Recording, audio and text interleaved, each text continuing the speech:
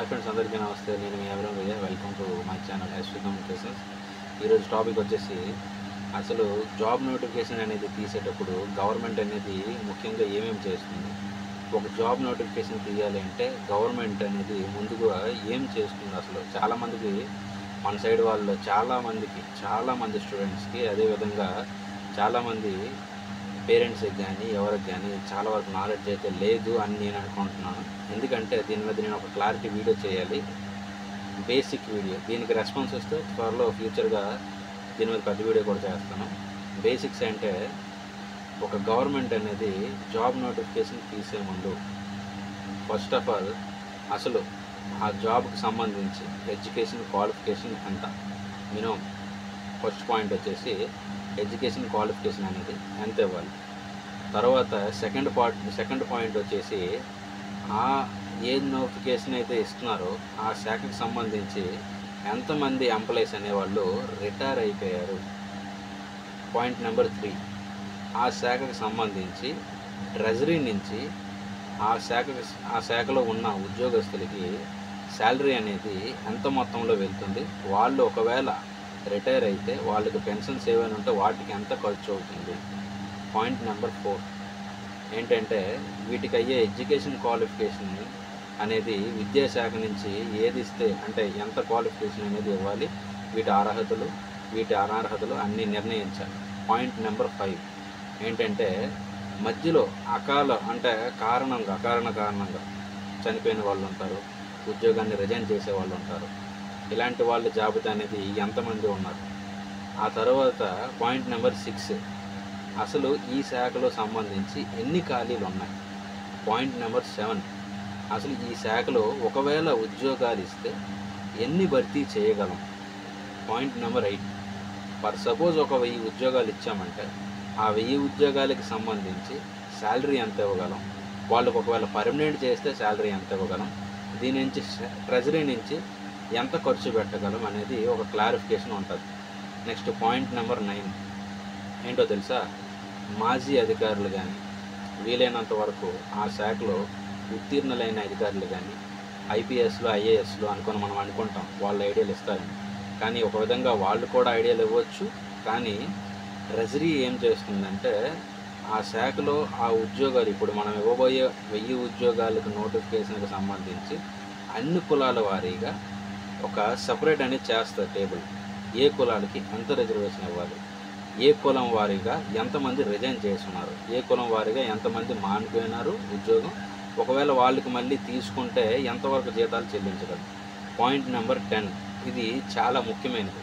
ఈ 9 పాయింట్లన్నీ అయిపోయిన తర్వాత అప్పుడు మన రాజకీయ నాయకుల దగ్గరికి వెళ్తారు. అంటే అప్పుడున్న ప్రభుత్వ పెద్దలు, అదేవిధంగా విద్యాశాఖ మంత్రి అని కావచ్చు, వీలైతే ఆ శాఖకు సంబంధించిన మంత్రి కావచ్చు, అక్కడికి డైరెక్ట్గా సీఎం వరకు చీఫ్ సెక్రటరీ వరకు వెళ్ళి అసలు ఈ శాఖలో 1000 ఉద్యోగాలు మనం ఇవ్వాలి అంటే ఎక్కడెక్కడ ఇవ్వగలం, ఎక్కడెక్కడ మనం భర్తీ చేయగలం, ఎక్కడ ఎన్ని ఏ క్యాస్ట్కి ఎంత రిజర్వేషన్ ఇవ్వగలం, అసలు ఈ క్యాస్ట్ పరంగా ఇన్ని రిజర్వేషన్స్ ఇస్తే ఏమైనా విమర్శలు వస్తాయా లేదా, రేపొద్దున ప్రతిపక్షాలు ఏమంటాయా లేదా. ఆ తర్వాత అధికారులు పవర్ పాయింట్ ప్రెజెంటేషన్ ద్వారా కానీ డాక్యుమెంట్ ప్రెజెంటేషన్ కానీ చేసిన తర్వాత ఆయా ముఖ్యమంత్రి అందరూ కూడా క్యాబినెట్ సమావేశంలో కూర్చొని పూర్తి స్థాయి సమగ్రంగా నిర్ణయం తీసుకున్న తర్వాత ప్రభుత్వానికి అధికారులు తెలియజేస్తారు. పాయింట్ నెంబర్ 10 అయిపోయింది. పాయింట్ నెంబర్ 11 నుంచి అసలైన చూస్తాం, అది ఆఫ్లైన్ ఇవ్వాలా, అది ఆన్లైన్ ఇవ్వాలి. పాయింట్ నెంబర్ 12 ఏంటంటే అసలు అప్లికేషన్ అనేది ఆన్లైన్లో ఇచ్చిన తర్వాత కొన్ని ఎక్కువ అప్లికేషన్స్ వస్తాయి.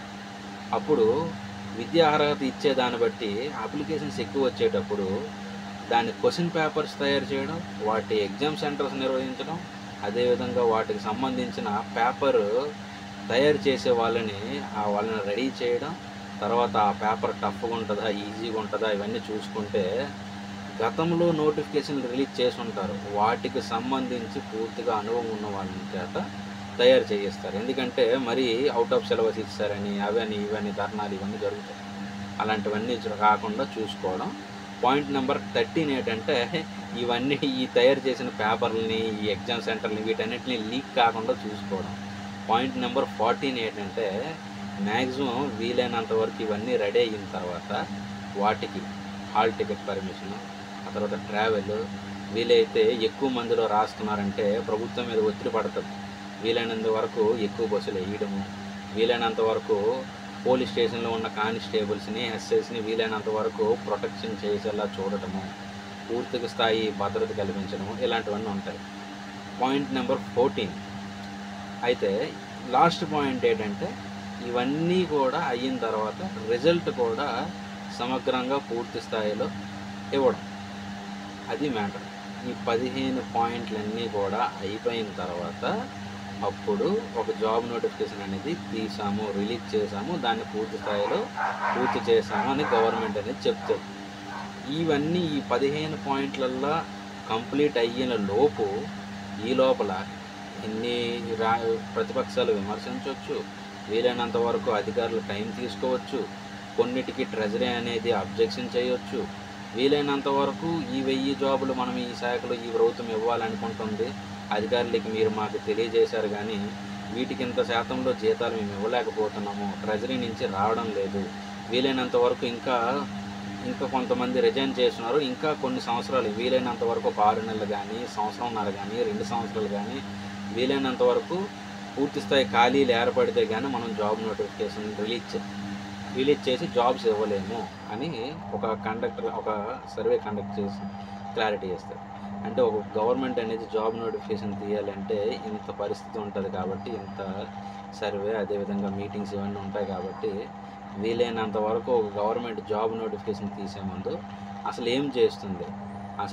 ఏం చేస్తుంది అనేది నేను తెలియజేయాలనుకున్నాను. నా అభిప్రాయం నేను తెలియజేశాను. మీకు ఈ వీడియో ఉపయోగపడుతుంది, మీకు యూజ్ఫుల్గా ఉంది అనుకుంటే ఖచ్చితంగా వీలైనంత వరకు మీకు తెలిసిన వాళ్ళకి షేర్ చేయండి. మా ఛానల్ని సబ్స్క్రైబ్ చేసుకోండి. Thank you for watching.